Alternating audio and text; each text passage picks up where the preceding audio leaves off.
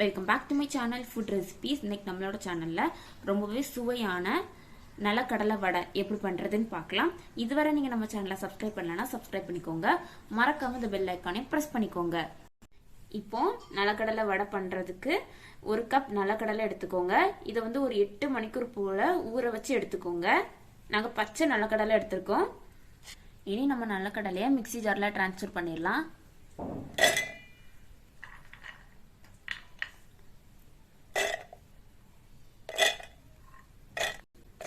இனி இது கூடவே 2 சின்ன வத்தல் சேர்த்துக்கோங்க. இனி இதை போய் நம்ம அரைச்சி எடுத்துட்டு வந்துடலாம். இது லைட்டா திருன்னு அரைச்சி எடுத்துக்கோங்க. இந்த மாதிரி அரைச்சி எடுத்துக்கோங்க. லைட்டா திருப்பா இருக்க மாதிரி அரைச்சி எடுத்துக்கோங்க. இனி அடுத்ததா இது கூட தேவையான அளவு உப்பு சேர்த்துக்கோங்க. அப்புறம் இது கூட கொஞ்சமா பெருங்காயத்தூள் சேர்த்துக்கோங்க.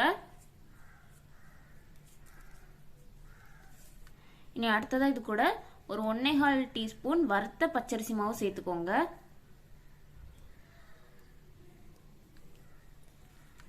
அதுக்கப்புறம் இது கூட பொடியா நறுக்குன கருவேப்பிலையும் பொடியா நறுக்குன இஞ்சியும் சேர்த்துக்கோங்க. இனி இதை கையை வச்சு நல்லா கலந்து விட்டுக்கோங்க.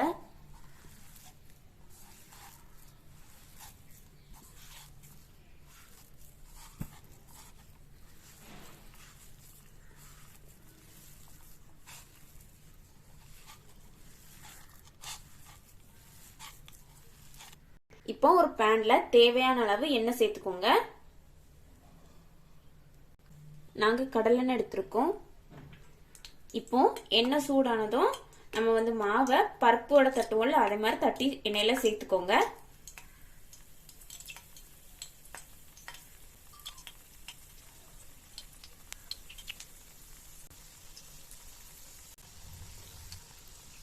இனி ஒரு சைடு நல்லா ப்ரௌனிஷ் ஆகி நல்லா பொரிஞ்சு வரட்டும். அப்புறமா நம்ம மாத்தி போட்டுக்கலாம். இப்போ நல்லா ஃப்ரை ஆகட்டும்.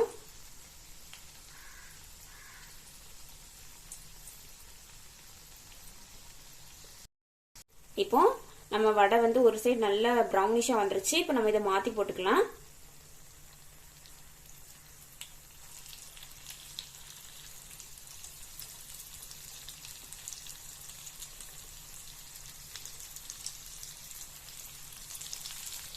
இனி இன்னொரு சைடும் நல்லா ப்ரௌனிஷா நல்லா அழகா கிறிஸ்பியா ஆகி வரட்டும்.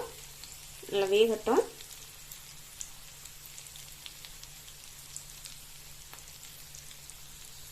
இப்போ 2 சைடும் நல்லா வெந்துருச்சு. நம்ம இப்போ எடுத்து வச்சுக்கலாம்.